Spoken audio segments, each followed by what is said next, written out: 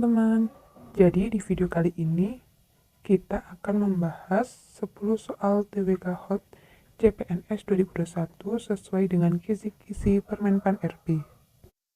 Oke, langsung kita mulai saja. Soal nomor 1. Pemerintah Indonesia selalu mengedepankan diplomasi dalam menyelesaikan konflik internasional, baik yang melibatkan negara Indonesia secara langsung maupun tidak langsung.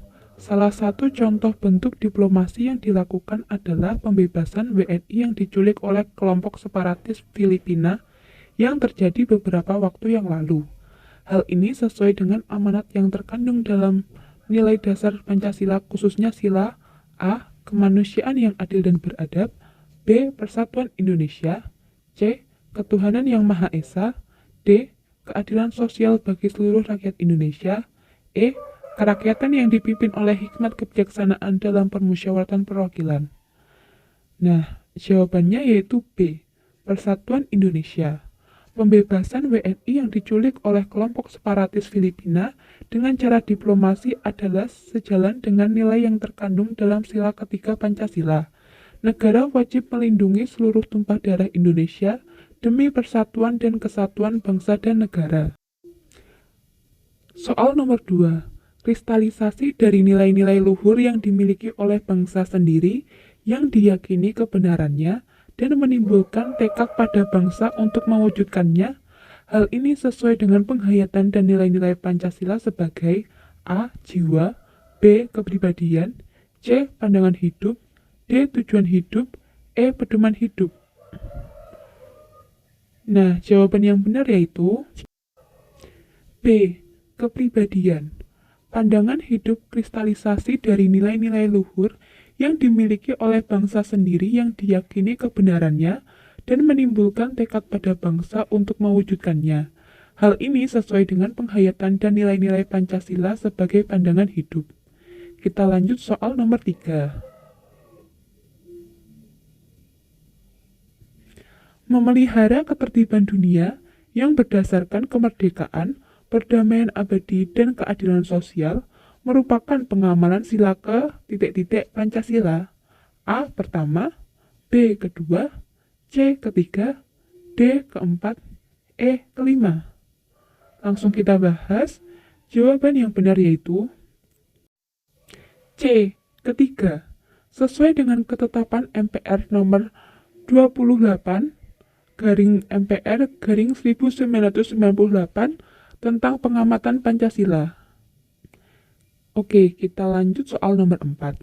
Pemberian tugas dari pemerintah pusat kepada pemerintahan daerah untuk melakukan tugas-tugas tertentu merupakan pengertian dari A. Asas akuntabilitas, B. Asas otonomi, C. Asas pembantuan, D. Asas desentralisasi, E. Asas dekonsentrasi.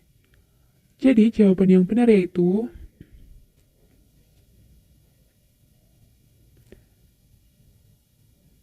C. Asas pembantuan. Pemberian tugas oleh pemerintah yang lebih tinggi tingkatannya tentang urusan yang menjadi kewenangannya kepada satuan yang lebih rendah disertai dengan anggarannya yang pelaksanaannya diserahkan sepenuhnya kepada daerah yang diberi tugas. Contohnya, pemerintah pusat menugaskan suatu tugas kepada pemerintahan provinsi untuk mengerjakan suatu urusan yang sebetulnya urusan tersebut merupakan urusan pemerintahan pusat. Pemerintahan pusat juga memberikan dana ke pemerintahan provinsi untuk menjalankan urusan tersebut. Kita lanjut soal nomor 5. Sumpah Pemuda merupakan wujud nyata semangat para pemuda untuk meningkatkan rasa nasionalisme. Inti dari Sumpah Pemuda yaitu A. Membentuk organisasi politik anti Belanda, B. Membentuk organisasi politik anti Jepang, C. Mewujudkan Indonesia yang satu bangsa, satu bahasa, dan satu tanah air, D. Mencari bantuan negara lain, E. Memenuhi peraturan Belanda. Langsung kita bahas. Jawaban yang benar yaitu C. Mewujudkan Indonesia yang satu bangsa, satu bahasa, dan satu tanah air. Oke, kita lanjut soal nomor 6. Rancangan Lambang Negara karya Sultan Hamid II akhirnya disetujui oleh Presiden Soekarno pada tanggal 10 Februari 1950 dan diresmikan pemakaiannya dalam A. Sidang PBB, B. Konferensi Asia Afrika, C. Sidang Kabinet RIS, D. Kraton Kadriah Pontianak, E. Konferensi Meja Bundar. Nah, jawaban yang benar yaitu C. Sidang Kabinet RIS. Sidang Kabinet RIS, rancangan lambang negara karya Sultan Hamid II, akhirnya disetujui oleh Presiden Soekarno pada tanggal 10 Februari 1950 dan diresmikan pemakaiannya dalam Sidang Kabinet RIS pada tanggal 11 Februari 1950. Kita lanjut soal nomor 7. Amanat Pancasila dalam membangun integritas warga negara yang merujuk pada sila kedua menunjukkan etika dalam A. Ekonomi, B. Budaya, C. Pemerintahan, D. Sosial budaya, E. Hukum. Jawaban yang paling benar yaitu D. Sosial budaya.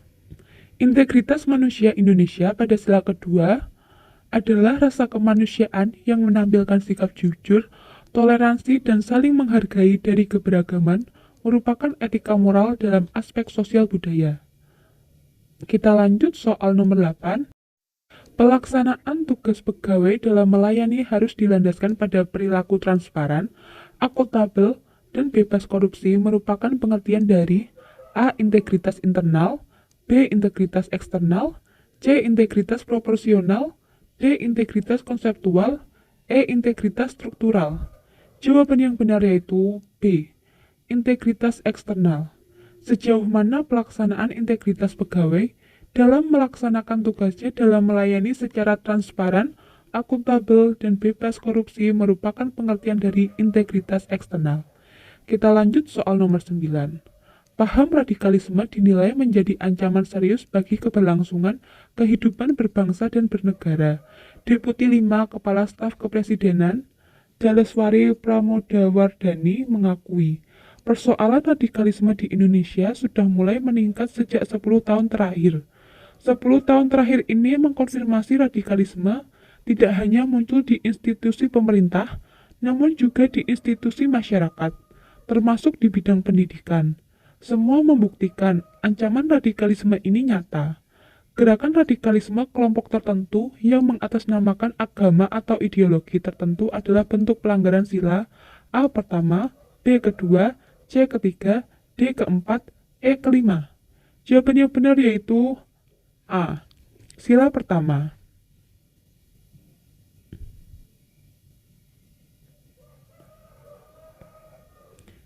Kata kunci dalam soal tersebut adalah agama atau ideologi yang berada pada kalimat terakhir. Oleh sebab itu, jawaban yang tepat adalah bahwa gerakan radikal kelompok tertentu yang mengatasnamakan agama atau ideologi merupakan bentuk pelanggaran terhadap sila ke-1 yaitu ketuhanan yang Maha Esa. Kita lanjut soal yang terakhir. Soal nomor 10.